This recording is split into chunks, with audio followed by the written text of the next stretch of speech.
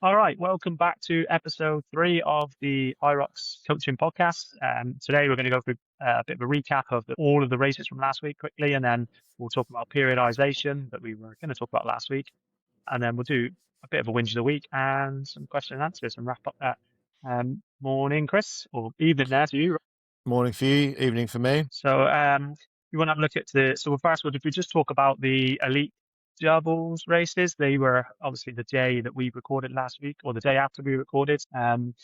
Some pretty fast results there. The course, we know the course was quick anyway. I think the people that I've talked to have said the aircon was on turbo max and everyone had dry mouth by the end of the first laps. You know, that low humidity, low temperature, even though it's in the desert, it was obviously a factor as well as in a nice course in the arena. There's 5 people went sub 50, or 5 pairs in the men's race went sub 50, so pretty shifting. Hunter and Jake missed out on the world record by skin of their teeth or the skin of one wall ball. And then I think the big surprise, not really actually, I suppose it was, but before we talked, I didn't think Rich and Palea would be as competitive as they were, but obviously they were there and strong throughout, finished as second. And then the Danish, I think I actually picked them as a bit of a dark horse. They came through in third and finished really, really strongly. And Jake and JK came in through in fourth again. I think we need to talk about probably the warbles in both of the races. What a bit of a clusterfuck they were for everyone. So my wins of the week is the fact that the elites. There's still no official statement from this, but I know that you saw it as well. Last year, Hyrox came out with a statement saying that there were 4 zones on the target and that there was a center, smaller target that the elites had to hit, and then the rest of the target that was for the normal humans. And there was 2 on the top and 2 on the bottom. The elites then, once they qualified, now have to hit this new target, which is absolute bollocks. Like, it's like if you were getting to the world champs of darts, up to the quarterfinals, the bullseye was an inch wide, and then for the semi-finals and the finals, they made it smaller. Or in a World Cup football, and they changed the goal size in the semis and in the finals. Everybody who qualified for that, or most of the people that qualified for that, are qualifying in races where they're using the normal target. Last year was a bit different. The qualifying races for the doubles was they had the target on the smaller one apparently. So I don't understand why they think that it's a standardized race, but when you come to the majors and the world champs for the elites, they've got a more sensitive target. Like, the target's the target. I'm just make the target smaller if it's that nobody knows where they've got to hit. Yeah. I personally don't love the center target as it is. I think it should be basically almost like a disc if any part of the ball touches a disc. I don't like that it's this big target with a series of arrows. I haven't heard a lot of complaints about people feeling they've been gypped reps from what's hit the center. I know there was that controversy with Sean last year. I personally just think make it a super sensitive target like a disc. If any part of the ball touches, it triggers it, and then there's no conjecture. I know we usually get to it later in the show, but I'll say, the whinge of the week was probably the what seemed to be the inconsistency in judging standards. Obviously, working with Cole, I'm sure everyone's seen the video of the no reps that he was getting called for that were clearly at depth, I think. And I know Rich Ryan's done a podcast on what happened to him with the judging. I do think Hyrox needs to sort that out. I think you need a simplicity of movement standards, trying to judge exactly where a parallel foot is, or exactly where a foot comes up past the hand, and then depth at warbles. I think the way they do it, basically standing on the athlete's ass, sitting below parallel, is not a good way to do it. It's actually just a lot easier to see depth from if you stand 2 meters back. You just don't want to see it being talked about to the level that it is. Like they say in sport, like the referee's done a good job if you're not talking about them. Obviously, there were some great performances, but it's sort of another major event where judging is being talked about and not in a positive way. I think they're aware of it. I don't think they're oblivious to the fact that it's an issue. Fitness racing is obviously a hard thing to judge movement standards when people are moving fast. I don't think they do themselves any favors by trying to make movements, particularly like the burpee broad jump, unnecessarily complicated. What was it? 2 years ago, you used to be able to take off without parallel feet. it didn't give anyone an unfair advantage. Everyone could do the same movement. It made people race a little faster. You obviously just want to stop people from having an unfair advantage that the rest of the competition don't have. And ultimately you want to make the judges' life easy. I'm sure they're not going out to try to ruin people's days. They're seeing things the way they're seeing things, and maybe they are slightly misinterpreting the rules, or if a toe is 2 mil in front of one toe, it's not parallel. I think it's probably something that they could change pretty quickly without any pushback, and I think you'd get rid of most of the grief that's come from these, like what's just seemed to be overjudging unnecessarily. I think like everything, if you look back at most things in slow motion and with retrospective Sure. action, then you're going to pick tiny things up when these things are going.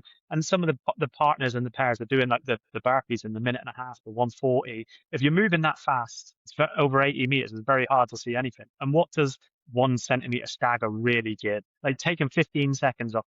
All right, we've got standards for a reason, but the standards need to have some kind of pragmatism with it, common sense with them. And the warbles is just like the problem with the warbles is different morphology and different mobility of people. Some people's reps look different to others, and depending on where the camera is, depends on how it looks. It's hard for us to stay here and say, well, maybe that was a rep, maybe it wasn't, because we've got a camera at a 45-degree angle from 3 or 4 meters away, and we can't really see what the judge is seeing. But if people are getting 30 to 40 no Yeah. reps, I think there's an issue somewhere.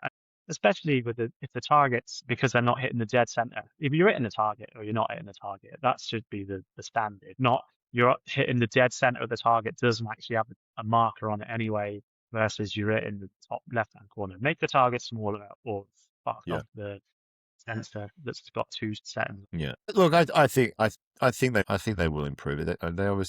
They clearly want to be taken seriously and legitimately as a sport, and it is a sore point. I don't think athletes are just whinging about it unnecessarily. Rich in his podcast was pretty ropeable, and as he said, like you see his videos, you see his reps. He has high standards. Yes, obviously in some of the open races and even some of the pro races, people are gonna take a few liberties to maybe not hit depth, but just Cole, for example, got 20 no reps, and the video is pretty clear that he breaks parallel. That mean one or two maybe, the end of a big set when you're fatigued. Yeah, so maybe you pull up short. 20 no reps is massive. It's 20% of what you're supposed to do. These guys train incredibly hard. They put in a lot of volume. They spend a lot of money to get to the events. They don't want their race ruined by a judge that perhaps doesn't know the standard or just is not in a position to see exactly what's been done and are just calling it unnecessarily. 20 reps is like, around 40 seconds if you think Yeah, about it as, so you're going from like seventh to, second or third or whatever it is, or it's, yeah, to fifth. Which is like the difference between qualifying and not qualifying. At that level, you could throw a blanket over the top eight yeah, probably. And so if you're getting harsh standards and other people aren't, then unnecessarily, then, leaves a sour taste in your mouth, yeah, especially if you're getting penalties earlier on as well, and on things that are marginal or not yeah, even penalties, and you get into the warbles when you're already knackered. Your brain, it's a big psychological battle anyway, and then you're trying to fight through that. It's yeah, quite surprising you don't see more people throw a little wobbly at the end. yeah, It's understandable. Quickly went through the women's race. Then was nowhere near as exciting to watch as the men's race. The men's race was back and forth pretty much yeah, throughout, apart from Hunter and Jake going off the front pretty hard. But Lauren and Vivian went out and ran 53:11. yep. Which Joanna, was a Jess, world record, world which is record, worth is it? mentioning. Yep.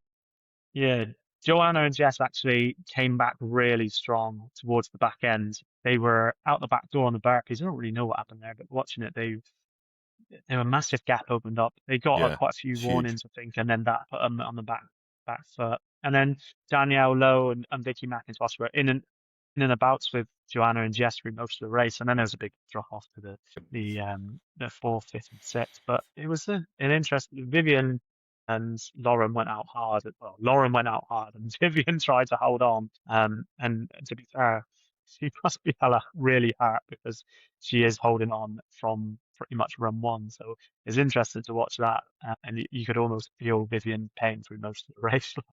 Cool. And it's in the men's, obviously Jake and Hunter won that 48-35. What was it, 6 seconds off or 4 seconds off the world record? They probably felt they got unfairly judged on some of the lunges, but that's the race you run. Like you said, Rich and Player did well, given that Player's come back from pretty serious Achilles injury. And then, the Danes, 49-30. Looking forward to next season. Obviously, both being Danish, they should be quite competitive, and I think they're both pretty young and are getting better and better. So probably a good team to watch. Yeah, decent. They're both high-level runners. So I think one of them was in the national team with Vinegar, the cyclist. So he's obviously an absolute endurance beast. And I think he's got sub 15. Sebastian, I think it is Iverson's got the sub 15 5K as well. So he's no slouch. He can hang around Yep. so he can get about. Just a quick, there was also Osaka was on, Auckland as well, and Turin. So in Osaka, I think you probably know a bit more than me about Osaka. It's closer to you than it is and Auckland. Yeah, Auckland was probably the major APAC race. Turned out to be no surprise. It's an outdoor course, middle of summer, so results were in line with what you'd expect. I think most people were pretty blown away by the heat. Matt Slee won that, so that's a good result for him. And then an athlete I coach, Kane Bajent, came second, but winning time was about 61.5 minutes, and both Matt ran a 57 in Melbourne a month ago. So sort of shows just how much heat affects people. And then so they were both obviously ran solid times, and then it really affected some people. Some people were obviously having Melbourne a month or so ago. Some people were 8 to 10 minutes behind, but it's just the nature of 29 degrees and humidity and also 2 uphills on the outdoor runs. I sort of said to people, you have to go to those events, not expecting to run a PB. Never go out hot, but especially in a race like that, you've got to pace yourself, because a lot of people were starting to really fall apart and cramp on the lunges and the wall balls, which is sort of what you'd expect, accumulating more fatigue than you're probably used to.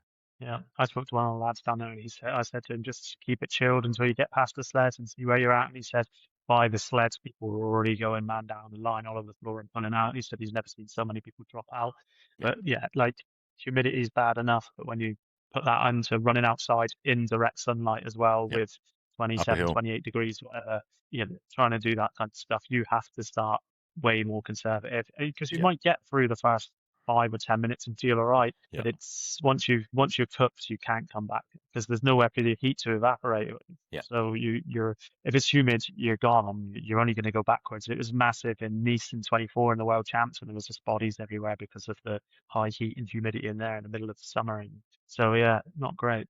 So in Turin then, the male winner in the pro race was Hugo Hugemark, the serial volume man and racer. And then in the women's race was Caroline Whittingham in 107.51. I think Hugo was 57 minutes odd. So pretty Hugo fast could on be there. one of these guys.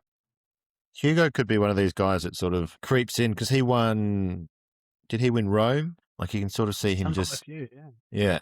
So you can sort of see him being one of these people that just obviously professional athlete, and I imagine the European races will start getting stronger, and Turin was on. But to be fair, I just sort of thought about this. Whenever there's a major on, it's going to give those sort of second tier athletes an opportunity to go and pick a European race, and say there's two races on a weekend. You sort of can see people gaming the system in that way, that like you have these major events on where the best races are on, and it's not to say he's not a good racer, but 57's not going to win your Elite 15 race, but you could sort of see people maybe doing it that way. I only just thought about that. That's him. He's got 210 points now because he won Verona as well. Yeah. Overall, so that's 2. And then picking points up like that, it's going to be, he's getting in there early. And then depending on what he does during the Warsaw race, there's 4 weekends on there. There's one he could potentially go and win and pick up another 105 points. So there's strategy to it. So fair play. If that's the system you're given, that's the system you play with. I like it. I'm into it. Yep. Go and pick up the points, and then you're only going to get, if you're not there, you're going to get found out in the elite races anyway. But you've got to be in it to win it. So as anybody's on the day. Yeah. But I think it's see where it's at. I suppose racing's a bit different to time trial than if you're at the front there, because you can see that starting to affect, say, those lower tier. Well, I shouldn't say lower tier. Say the people that think, well, look, I'm probably not going to place top.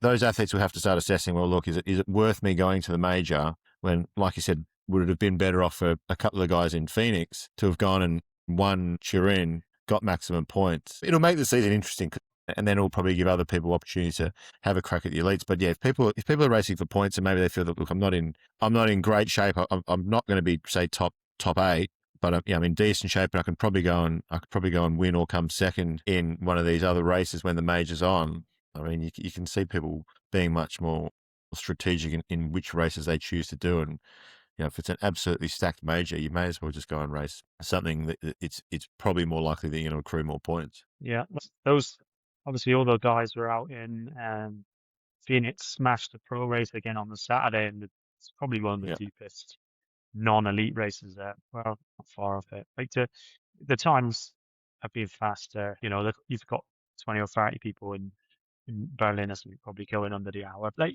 Dylan Scott coming back out at 53:37, he gets yeah, 105 points, and Hunter coming second really is absolutely no use to him.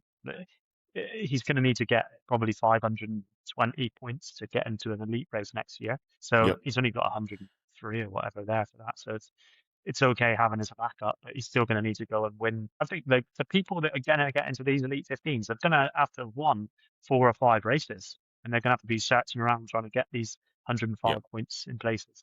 There's going to be some strategy to it now, and I'm looking forward to it. I think it adds an Yeah, look, extra dimension. it'll end up being the guys that have had a couple of wins or places at majors to give you those that higher than 100 points, and then say two to three open wins. I think if you're averaging above 100, you're probably going to be in a good chunk of the in the majors, and then anything below that, I think you're probably going to be relying on a roll down. Yeah. So I would be interested to see how much this strength or the depth of field stuff comes into it. I think it could play later on in the season. It's probably going to play a bit more than it is earlier, especially with this new first season. Yeah, So we'll see. All yeah, right, let's just get onto the meat of it then, and just talk about periodization and how we use it and what it is and why it's such a massive part, or maybe not, of Hyrox yeah, training. We're all endurance sports, so I'll just give a little overview of what I think it is, and then we can break it down into long, medium, and short term, and how we think about it. So, basically, for those that aren't aware, periodization is the planned variation of training stress over time, and it can be as complicated or as easy as you like. And the deeper you go, the more it's fluffed up and it is given it. But basically, it's just a way that we apply stress and recover from stress over a short term, medium term, and long term with our goals in mind of what the season or whatever looks like, or whatever that athlete's goals are. And we can change that periodization using lots of different things. So, all that in stress through volume, intensity, the frequency, like anything, exercise selection, or the yep, focus of the adaptation, which is what I use quite a lot in the middle of mine. So if we just look at like in a long term, we call it macro cycle, and then the shorter stuff, that could be a year. So if you're looking at Olympics, a 4-year cycle for us, probably a season or two yep, parts of the season, a qualification for something, and then the actual event.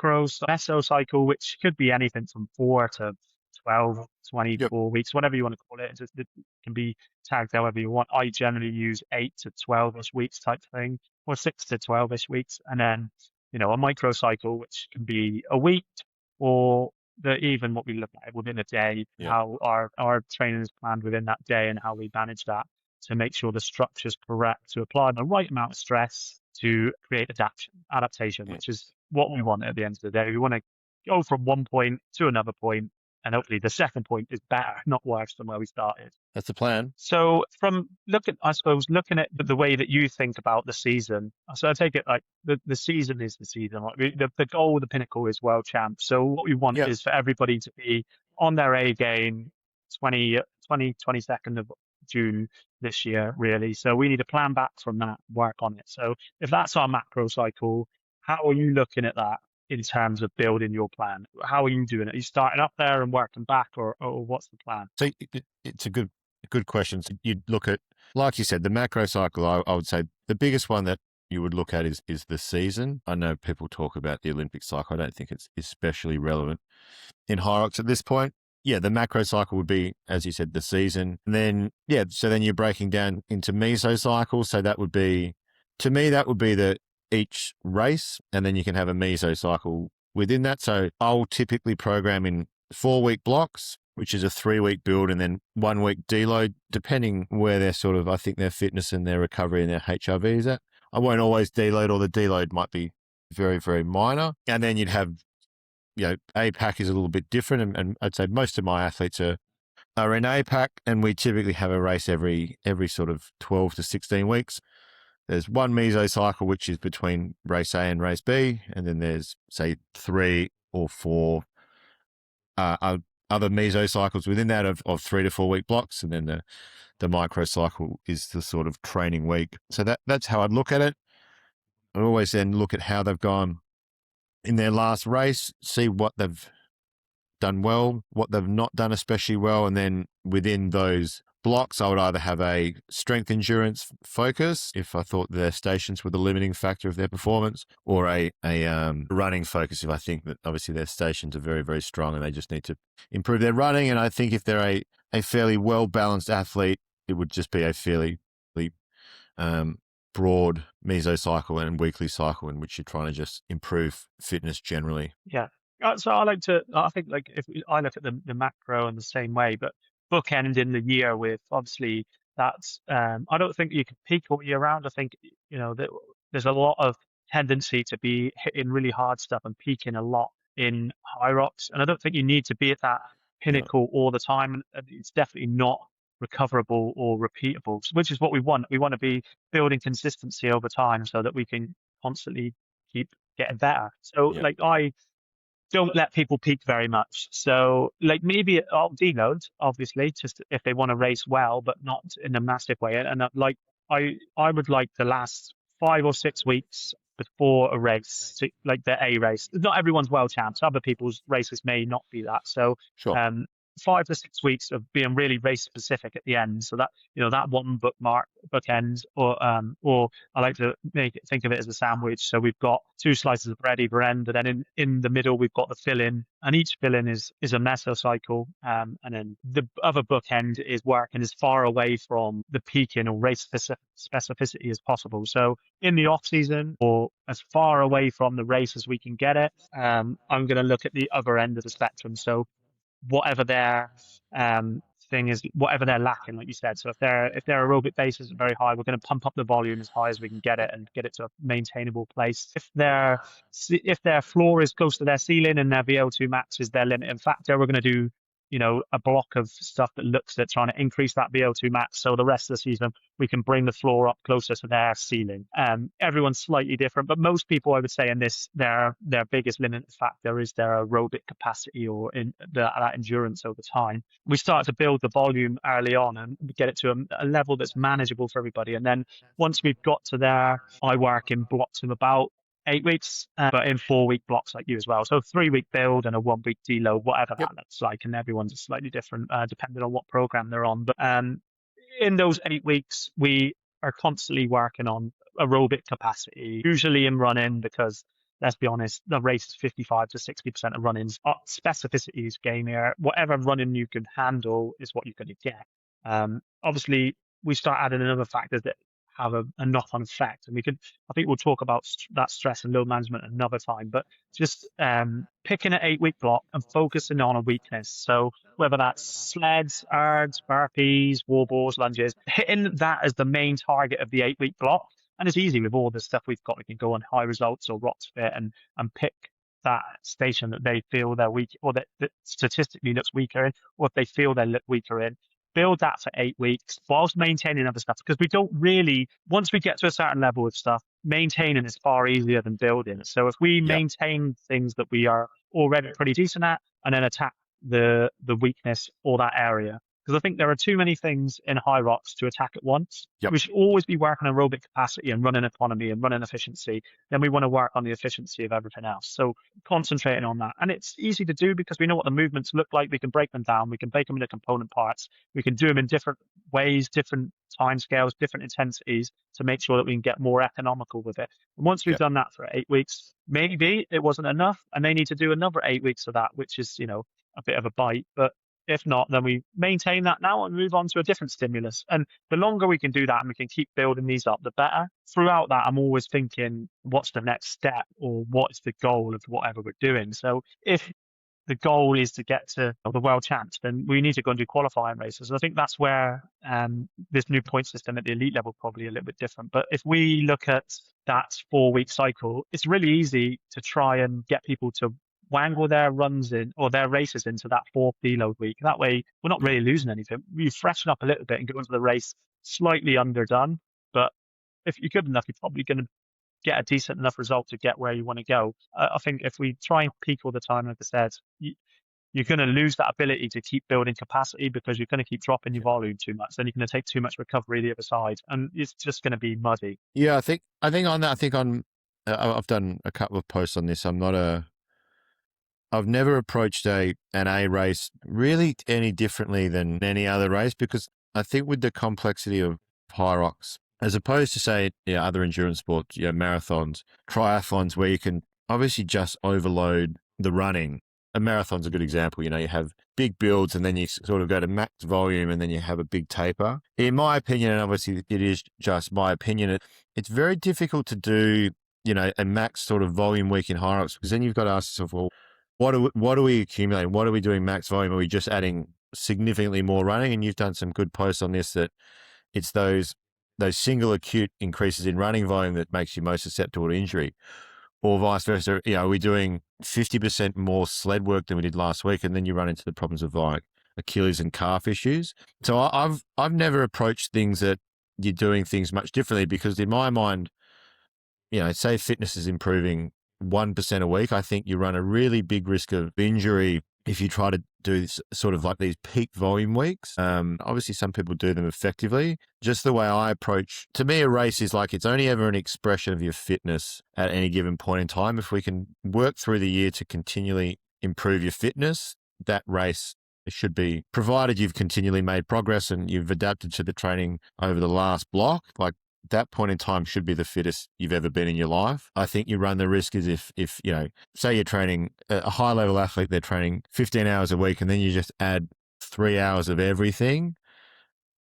Are you going to extract a significant, or are you going to build a significant amount of increased fitness in say that 3 weeks? I mean, maybe. Is it going to knock 2 minutes of their time? Probably not. And is the risk of injury and burnout and getting sick as well. Like that's a big thing. The amount of people that get sick before a race is not insignificant. So I suppose that's how I've always approached leading up to a race. And like you said, if it coincides nicely with like 3-week build, 1-week deload, that's fantastic.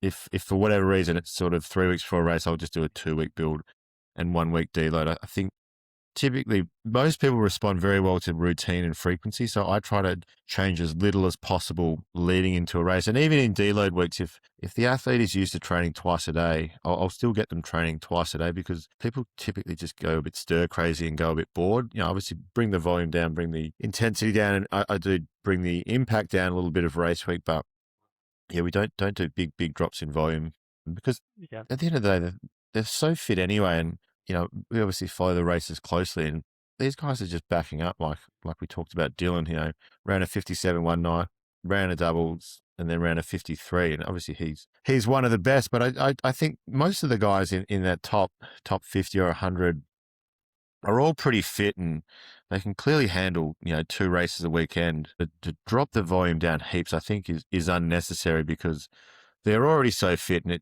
it's an hour event. It's not an Ironman. You're not out there for 8 to 10 hours of grueling punishment. I think you do yourself a disservice by doing these big max volume builds and then these big 10-day tapers.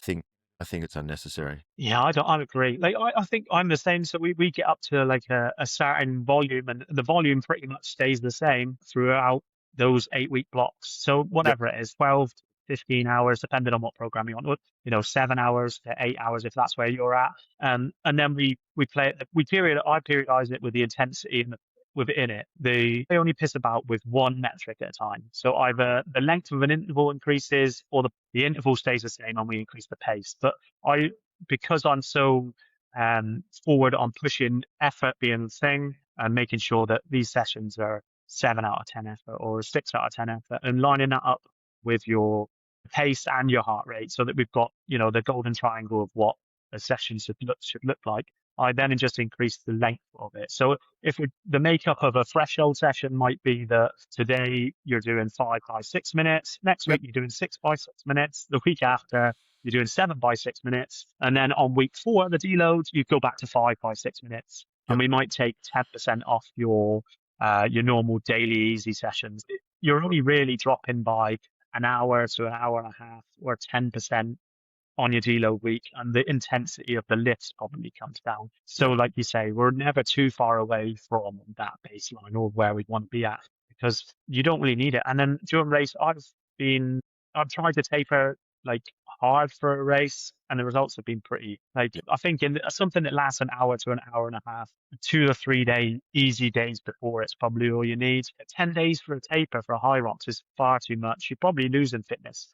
You're not freshening up, and you probably psychologically think this is shit because if you train twice a day most days, which a big lump of the people that are on my programs or that I coach do, Yeah. you don't if you don't enjoy it. All you think about is wanting to get back out training because you're in that routine, and we're creatures of habit, and that's what we want. Yeah. So if there's a balance, and we need to find what works for each person, and you need to find what works for you because everybody's slightly different. But on the whole, you need to get to a level that you can handle and keep doing that for a long Yep. time. Like I listened to the other day to Alistair Brown, I think so it's you, and he said that people overestimated intensity and just didn't understand that he would train for 34, 35 hours a week, and 31 to 32 hours of that would be in zone one, some of it in zone two. Like, Yep.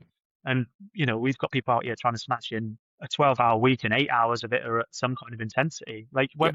what we class as intensity and what the body class as intensity is slightly different. I don't think people respect heavy lifting or strength endurance as much of a fatigue and stress as it is. Like people doing a hard run and the next day doing a strength session and then Yep. into another hard run as if the strength session was a recovery day. Yep. And it doesn't work like that. And so I think if we look at how we microdose it throughout the week, and we're both on the same wavelength, I think with this, that you need to apply the adaptation or the stimulus, and then you adapt to that in the days between, not during it. So we need to make sure that the week is a wave. So Yep. you ride the peak of the wave and you recover in the trough, and then you compete again. So hard, easy, or it could be hard, easy, easy, Yep. hard. Whatever way works for you, depending on how you look. So we need to make sure that the only time you're adapting to a stimulus is when you're resting or recovering, not during applying it. Yeah, I think that's probably a good place to sort of really dive into is and it's probably the most important thing that you periodize well is your weekly training. Like you said at the start, all periodization is how you're applying stress, and in respect to how each stress is adapted to, how long you hold on to certain things. So obviously you've spoken about the most important thing in Hyrox is your aerobic capacity. So aerobic capacity is pretty slow to accumulate. It responds well to high frequency. I'd say it's reasonably slow to diminish. You can go a decent amount of time without doing a lot of it. You always want to be ticking it over. Like I said, it responds very, very well to frequency. So you should be doing it often. And then, the other things are obviously the most important things in Hyrox, as we said, aerobic capacity, threshold running, and strength endurance, and then efficiency of movement, I would say. Would you agree that those four are the key things that will improve your performance? If you are continually improving those four things, and then obviously what's between your ears, how well do you race? Because you can be the fittest racer on earth. If you go out like a shower of shit and ski too fast, you'll never have a good race. But if we agree that those four things are the most important, how do we then structure our week to respect how much each of those needs in terms of sort of the minimum effective dose, the maximum dose, and how well they respond to each other? And I did a series of posts this morning talking about you need clear signals on clear days of what you want the body to do. We talk about a lot like batching intensity.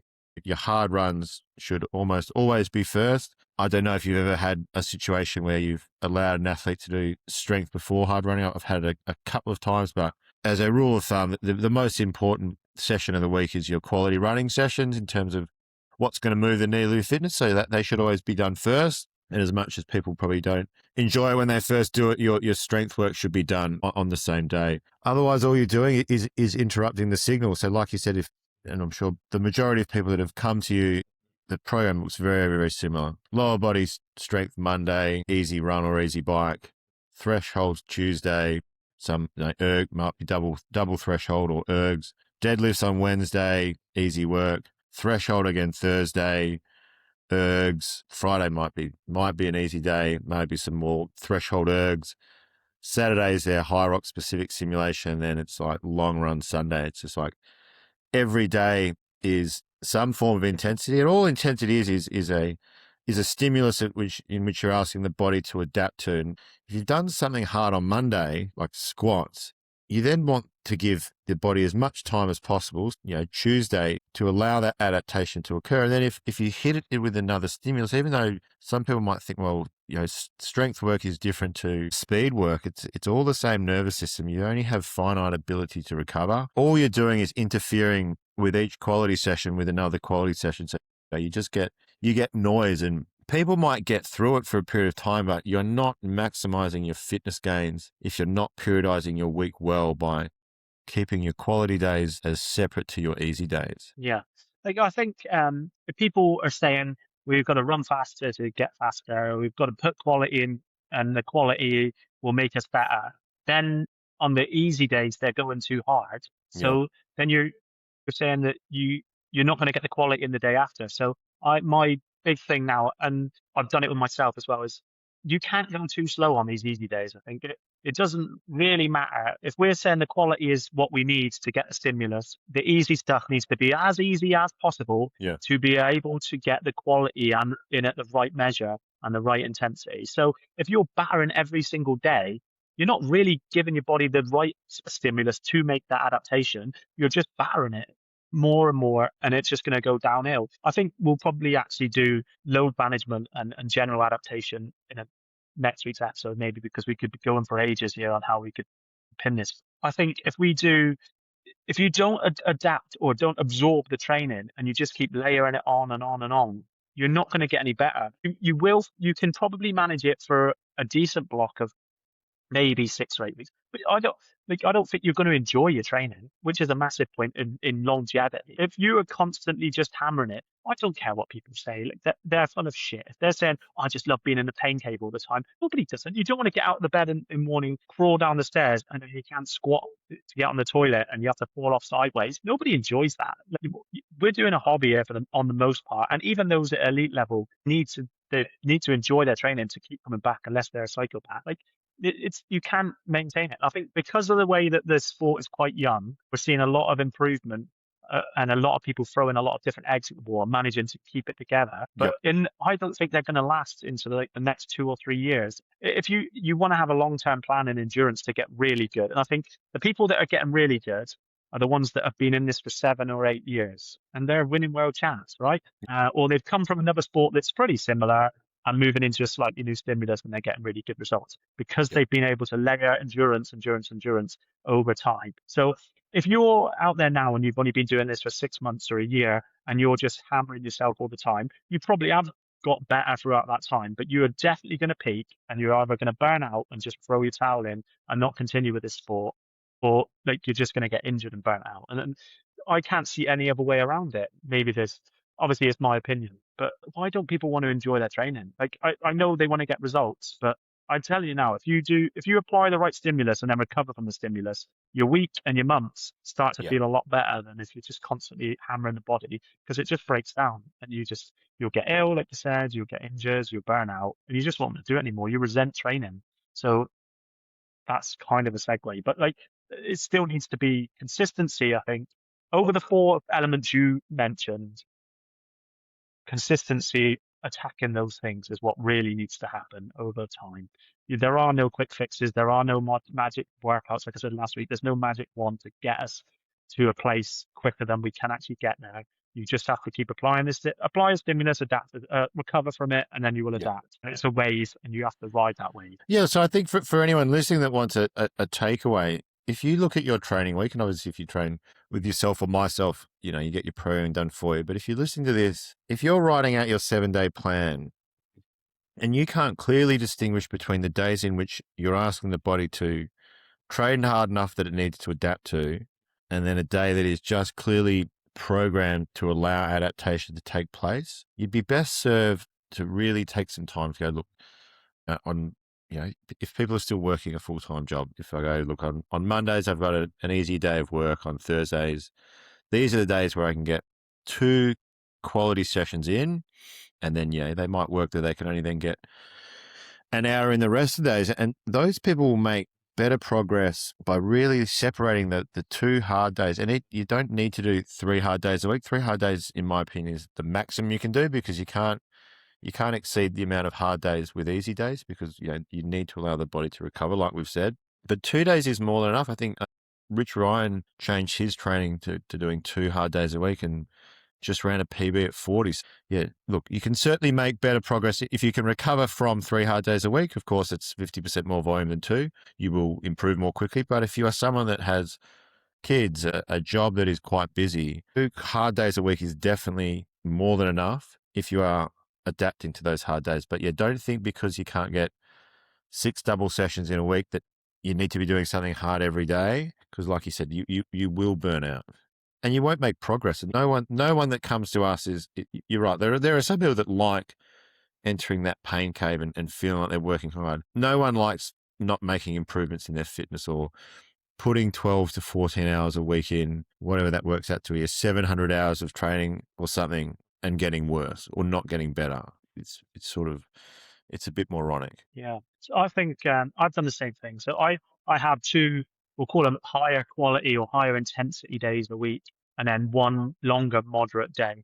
That really seems to work quite well. And I think we'll do this, and we'll talk about compromise running in a whole new lesson. There's a difference between fatigues running and compromise running, because you said there that we'll work back to you saying about doing the running before the strength stuff. And I think people think, well, it's compromised running sport. We're running tired. We can probably do our runs after our strength stuff, but it's fatigued running is different to compromised running. Compromised Yeah. running is running directly after performing a task. Fatigued running is just running when your legs are battered because you've done whatever before it, or even if it's 6 hours before.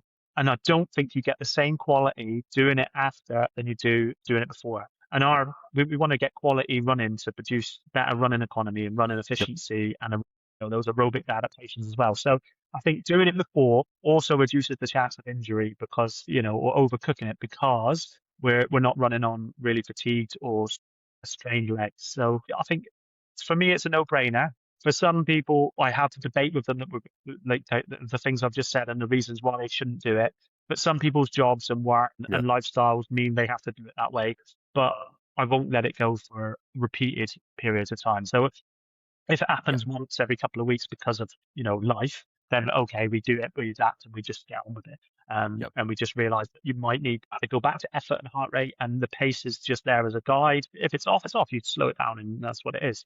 But you need, listening to the body and being aware of those things is really important with this as well. And you use HRV. I use a little bit more of intuition of listening to the body, which doesn't always work if you lie to yourself. But I think I have to drum it into people that you have to be realistic. I think using HRV as a proxy is a good thing if you do it properly. But I also think that, you have to know how to listen to your body as well. And a lot of people just won't. So this week actually is a really good example of it. I reckon 3 or 4 people have been ill that I coach, and they've probably more than that. It's that time of year, and it's February over here, so we're in the middle of the peak winter. Are like, I don't feel great. What should I do? I'm like, nothing. Just don't train. If you want to do something, sit on a bike, zone 1, and just spin your legs. There's absolutely no benefit for you to going out there and absolutely nuking yourself on a session because I've written it in a program. I've written it. And if I say to you, don't do it, then don't do it. There should be no guilt associated with that because I'm not God. I just wrote something on a piece of paper or on an app to tell you what to do. If that day isn't the day that you do it, stop and just, that's why you pay me to tell you not to do it. Yeah, but I feel a bit guilty because it's in the program and I need to do it. I want to get this stimulus. But that's not the stimulus you need for that. I agree. So to wrap up on periodization, we'll say that it's how you are applying stress to get the most out of your training. So have a good understanding of what's required to run a good Hyrox race. Again, it's building that aerobic capacity that needs to be done almost daily. There should be some sort of capacity work more or less daily. Then you need to work on your threshold running and your strength endurance and your efficiency, and that needs to be done every other day at the absolute most. There always needs to be a break you always need to apply stress, let said stress absorb. And I think probably what you said, like hard day, easy, is probably the best approach for most people that aren't that very high level. Obviously, people that are high level typically will structure their life more around training and recovery. You can't ever recover from more than 3 hard days a week, because if hard days exceed recovery days, like, you are going to overload the system at some point, and you might feel that you're getting away with it for a period of time, and the body is it's obviously pretty adaptable, but yeah, you're just going to be accumulating fatigue faster than you're accumulating fitness, and at some point you'll break down, whether that comes again from burnout and just apathy around training. You'll end up just hating training because you're going to be sore.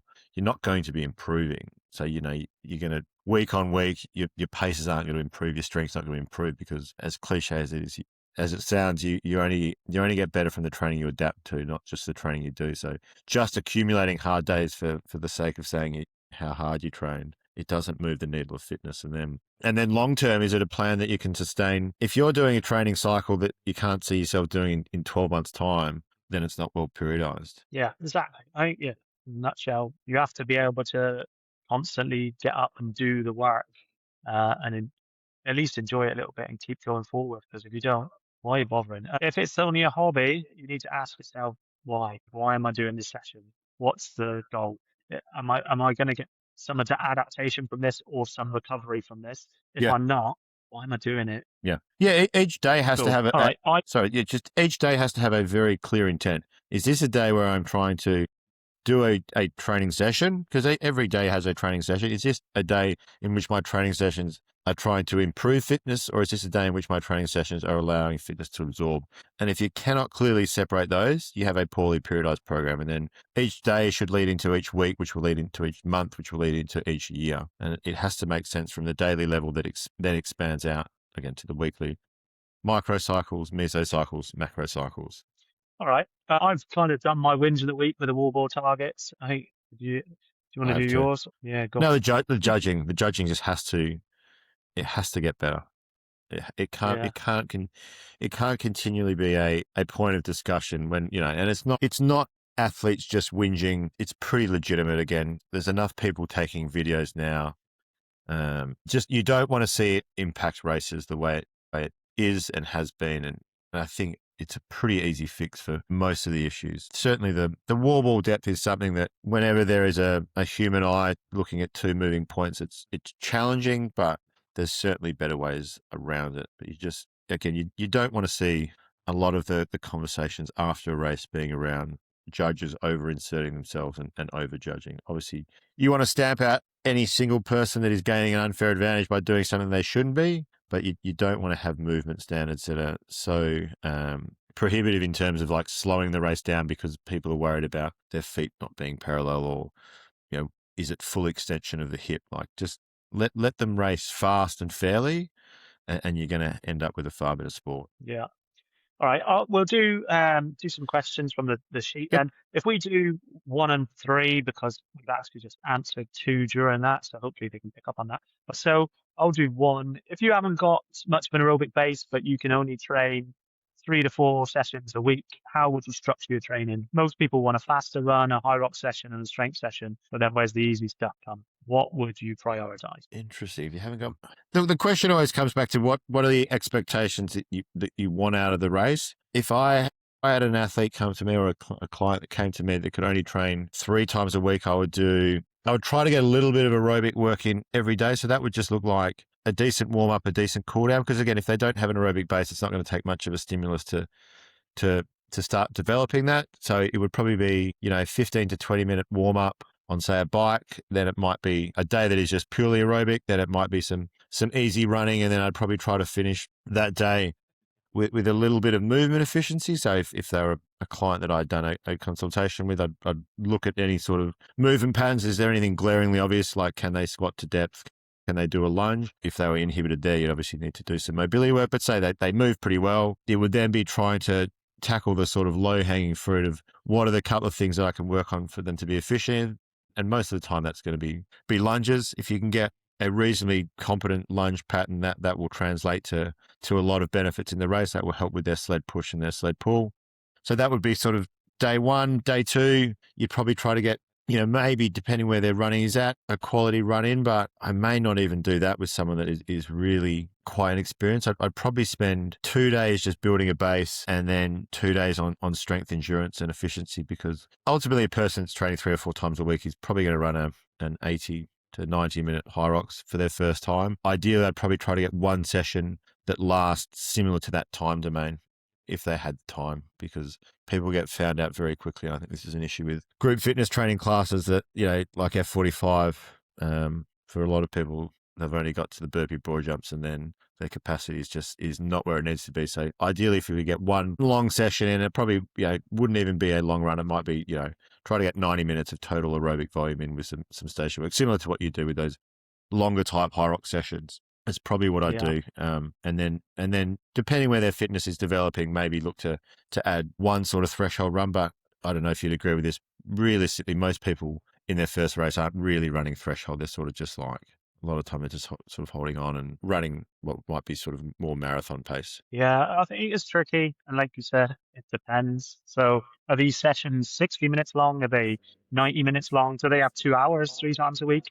I think all of those would change how we would structure it. But yeah, you're going to have to try and get two of those sessions to cover most elements, probably like Yep. some kind of aerobic stuff and then strength and strength endurance. I don't, if they're, depending on their training background, they probably aren't going to need to do a shitload of faster threshold and tempo style stuff to start off with, and they're going to probably reach their potential pretty fast with that amount of training. You can drag it out over a long time, but you're doing the same. Well, you've got this someone who's training, 12 times a week, doing two a day most days, and maybe two one a days is going to get the same amount of volume in as you in a week as you are in 4 weeks. You can't Yeah. expect the same adaptations to come, and the gap between those adaptations is going to be a lot longer. I think if you can do like a lot, like you said, one of those longer capacity things so that it's not such a shock to the system when you get there. So you've got 90 minutes under your belt, so you know you can work for that long. And then the rest, yeah, I think you're just going to have to work on movement quality and Yep. building your aerobic base smartly. Maybe like EMOMs or like long EMOMs and things like that could Yep. probably work well, just to keep them interested. Yeah, you're going to have to do something that you can probably try and keep your heart rate up to build some aerobic base while still doing some kind of Hyrox style movements. You're probably not going to need to worry too much about doing overall maximal strength either, because just it's Hyrox. And if they're doing that, they're probably going to enter an open anyway. But we're speculating a load of stuff here. Yeah. What if they're, but I think unfortunately social media has made it a hybrid race. It's not, it's a hybrid race. Strength, maximal strength isn't as important as maybe it's looked at as. We've just had people come from different directions into it. And I think actually the people that have come from more of a hypertrophy, uh, training strength type stuff to failure do better in this once they start running anyway, because they're used to being in that horrible kind of near failure kind of zone. Yeah. So I think they do better than the people that are at more max strength type style not body, but powerlifting stuff. So yeah, I think there's maybe 1,000 different ways to skin that, but building the capacity with as long as you can spend Yeah. in those sessions doing Hyrox specific stuff, and there's no other way. There's very little wiggle room there, I think, to do non-Hyrox type stuff. Maybe we can get away with doing Stairmaster and cycling and all those other bits and pieces because we've got so much capacity throughout the week with people. If you've only got 3 sessions, it's got to be specifically pointed towards Hyrox and not any fluff. Not that it's fluff, accessory stuff. Nah, stick with fluff. It is fluff. Yeah, still gets the heart ticking and building up those pathways. That's it. What do we say? Question 3. Yeah. Do you program full rest days for your clients? Why not? Okay. So on the whole, no. So unless they request it because, work, or they find they adapt better if they don't have anything programmed for one day, they might work a 12-hour shift or something. And there are a couple one-to-ones that I do that have have prescribed rest days per week because of certain things. And that's fine. But on the whole, I try to get the load right. So, and if you do what we do with hard, easy, and the easy days are genuinely easy, then I don't think you need a full rest day. I haven't programmed myself a full rest day. I don't know, 2015.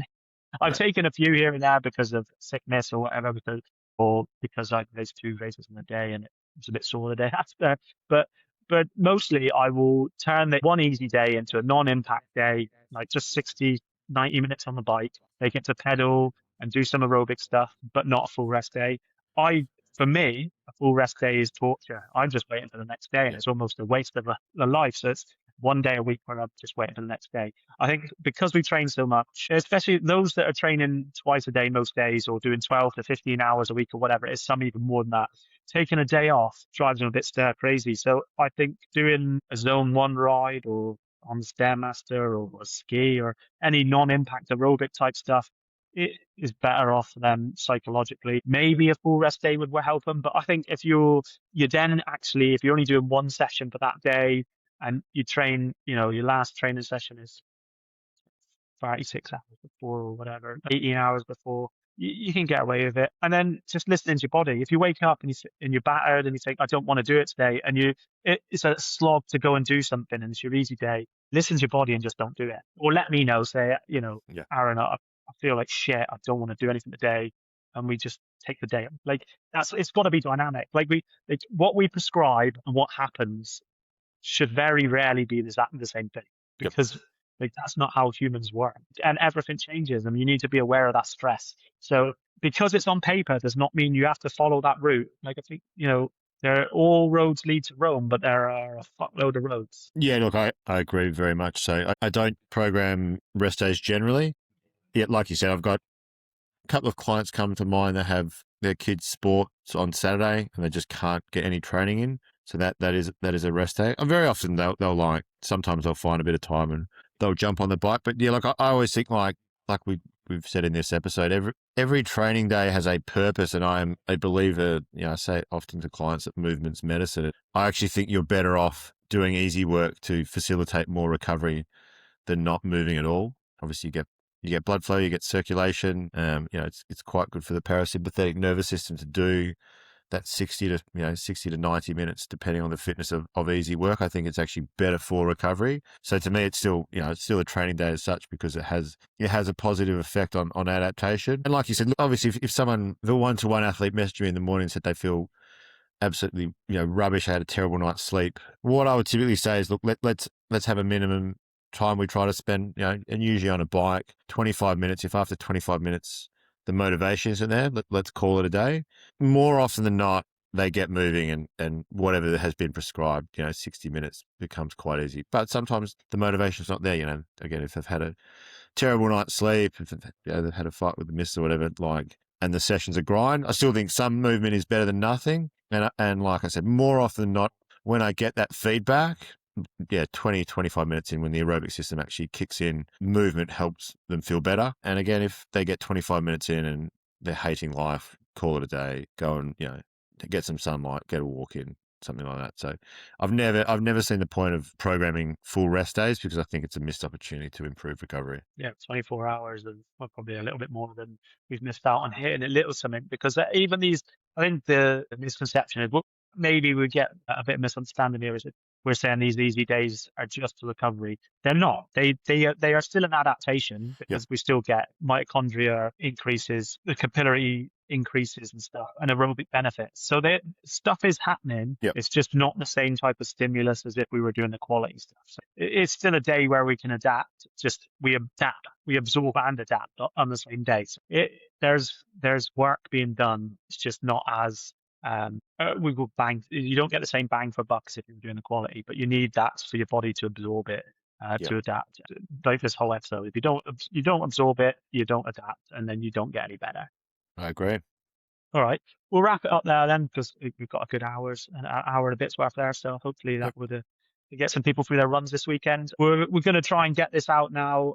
We'll record on Wednesdays because of our time difference. I'll actually edit it properly this week, and we'll get it out I think we'll release it on Friday mornings, probably Friday afternoon or lunchtime where you are. I'll get it out as quick as possible. We'll schedule it in, and we'll stick some teasers up before that. So if we can get that on for a normal, regular routine going forward now, we should be good. Next week we'll come up with what next. But if we can probably look forward to some load management, and then the races that are this weekend as well. Yep. Keep sending the questions. They're always good to answer. Yeah, and obviously, if you've got any comments, stick them in on the YouTube comments below, and we'll answer them. Or fire them through on Instagram or even on Spotify. We'll get back to you as quick as possible. If not, we'll add them into the show and then send them out that way. Very good. Happy, mate. Take it easy. Thanks, mate.